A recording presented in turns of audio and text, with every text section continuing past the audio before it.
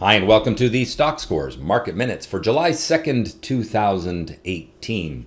This week's topic, trade independence, then my regular weekly market analysis, and finally, the trade of the week on NUGT.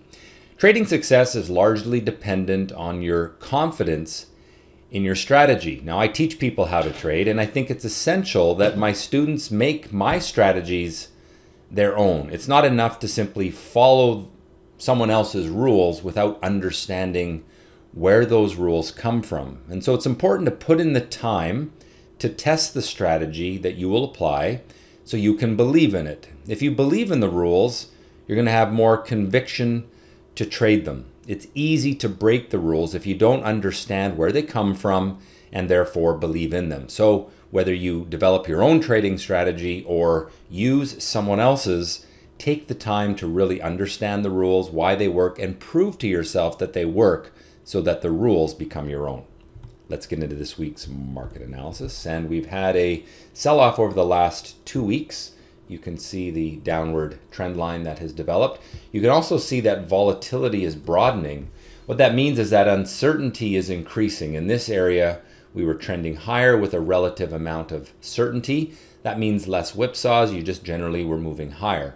Well, in the last couple of weeks, we've had these sharp downward gaps and then bounces back. It's been a lot more difficult to predict, although in the context of this pattern, it starts to make some sense. It looks as though we are at the top of that downward sloping move and lots of downside until support down here. So unless we can break that pessimistic cycle, I think we could see a dramatic bit of downward movement in the next little while, and something to watch for next week. Of course, earnings season starting in July, but it really doesn't start until the second week, and so we could have a week of high volatility leading into that. Watch this chart very closely next week. If we can break the downward trend line, then maybe we're going to build some optimism into earnings. However, if we continue to roll over, we're going to see lots of volatility, and great for trading as long as you're on the right side of the equation. You just have to be prepared to change direction if the market changes quickly. Moving along to the longer term chart, you can see that we are still in the upward trend. And although we've had a few weeks of weakness, we're relatively healthy still, having broken that pullback trend line. We've got some support down in here. So there isn't considerable amount of downside from here because of the nature of the pattern. But like I said, in the context of a few days, we could see a lot of volatility. I think we're just going through this process of trying to get back into the upward trend that we held for so long.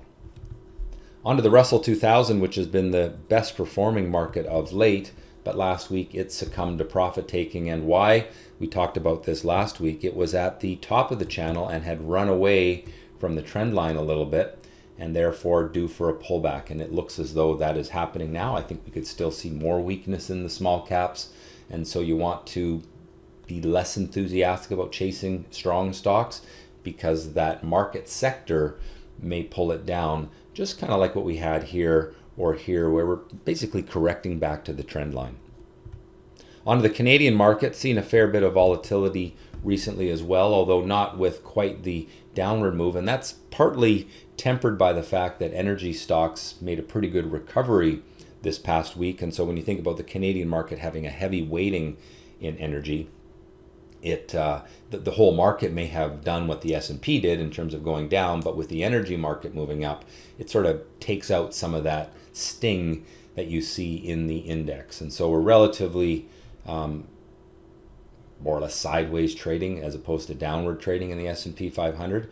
I think we could move back up to the top of this range, but the energy names are getting a little overbought right now. They had quite a run the last week or so, and so I expect we probably top out and just continue to grind in this volatile sideways range, which again is difficult to predict. So, be selective, be cautious with the trades you take because the market is more unpredictable right now than it has been for some time. On to the longer term chart of the Canadian market, and there you see the issue. We basically got stuck at resistance. I think we could grind sideways for some time, but ultimately if we can break through that resistance zone with a strong week, then we can go back into the upward trend. We'll see if that happens. For now, remain relatively neutral on this market longer term.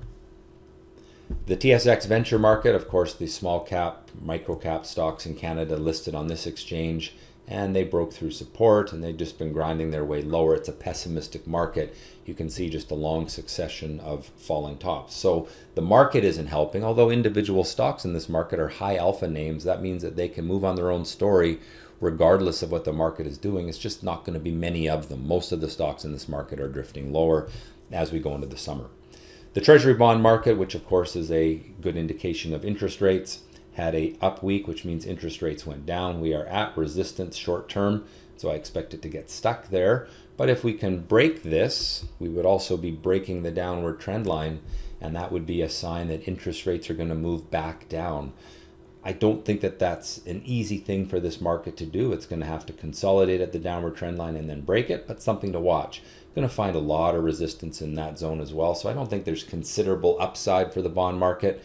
It's fighting pessimism. It's got a lot of resistance to work through, but it also made a surprising bounce off of that support zone. And so there does seem to be that resistance to send interest rates dramatically higher. We'll see how things pan out, but those are the lines to watch for in terms of breaks. US dollar, obviously been very strong performer the last few months.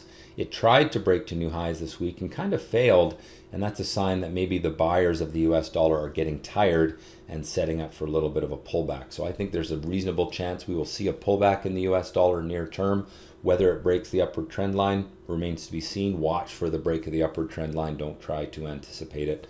But that's, it's a market that's pretty overextended to the upside and just due for a little bit of a pullback. Doesn't mean that the long-term upward trend is going to end. It's just going to have a little wait and see moment for the US dollar. On to gold, which of course does not do well with the strong US dollar, but it did have a strong day on Friday, and you'll see that with the trade of the week at the end of the video. It is at support where you would expect it to bounce. You can see it had support there, and we're basically at that same price. It is oversold. A market is oversold when you have a trend line sloping down and you are far below the trend line. And you can see the distance between where the price is now and where the trend line is quite far. So that means we're due for a little bit of a bounce back. Would make sense off of here, especially given that the US dollar looks like it could have some weakness near term. So that's what to watch for. It doesn't mean I'd be a buyer of gold long term. It's still in a downward trend. It's still a fairly ugly chart. But in the next week or two, we could see a little bit of a bounce, which means there could be a trading opportunity in the gold stocks as they bounce along with the price of gold. Here's the oil chart, and as I said earlier, it's had a good couple of weeks there bouncing off of its upward trend line. Here it was overbought. It pulled back to the trend line, bounced off of it, and has moved higher again. It's now at the top of the range where we would expect it to get stuck. So I think oil could pull back near term. There's absolutely no sign of weakness. It went out last week at the highs. Just knowing charting, it should get stuck there at that top of that channel. I would think it maybe starts the week with strength and then finishes the week with weakness and falls back into that pattern. It remains to be seen. And on to the fear chart, the last chart of the week. And of course, we had a bump up in fear as that volatility is increasing in the market. And that is a sign that investors are uncertain. We've got trade wars. We're going into earnings season. Let's see how things pan out. But it seems to me that every time we get a bump in fear, it doesn't last very long. So we'll see if this can break that trend. You do notice that the downward trend line was broken. And so that's why I think maybe we get a little more of a jump here as some volatility expansion continues to happen in US equities. People looking for insurance, they buy the VXX or the futures on the VIX. This is an ETN that basically paces that. All right, so my ratings then, bullish long-term for US stocks still, but neutral short-term. It's lots of volatility, difficult to call, probably moves lower before it moves higher. Canadian stocks, neutral long-term at that long-term resistance. Bullish short-term as it bounces around a little bit, but doing relatively better than the US market because of oil. I wouldn't call it a great upward trend though, so be cautious.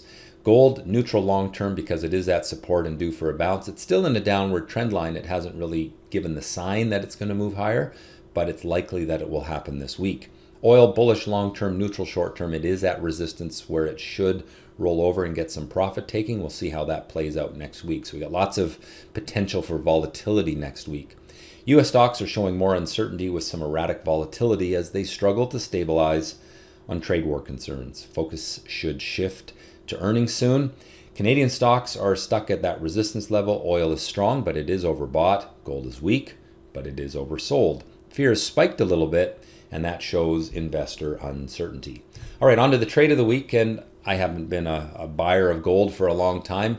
NUGT is an ETF that goes up when gold stocks go up, and of course, if gold is going up, then gold stocks will go up, and it was really the best place to be long on Friday as we had a worm entry signal at the open. That's the pink dot right there, breaking from a low volatility pattern. Of course, the worm strategy looks for that pink dot, breaking from a predictive pattern. That happened right at the open on Friday, and then we had a nice move higher through the day, topping out at just better than 7RR, but finishing the day at a reward for risk of 5. That means $100 risk made $500 profit, $1,000 risk made $1,000 profit. So a nice trade to end the week on NUGT. Well, hope that you've liked this week's Market Minutes. If so, please click on that like button, subscribe to the channel. Most importantly, have a great week in the market and trade well.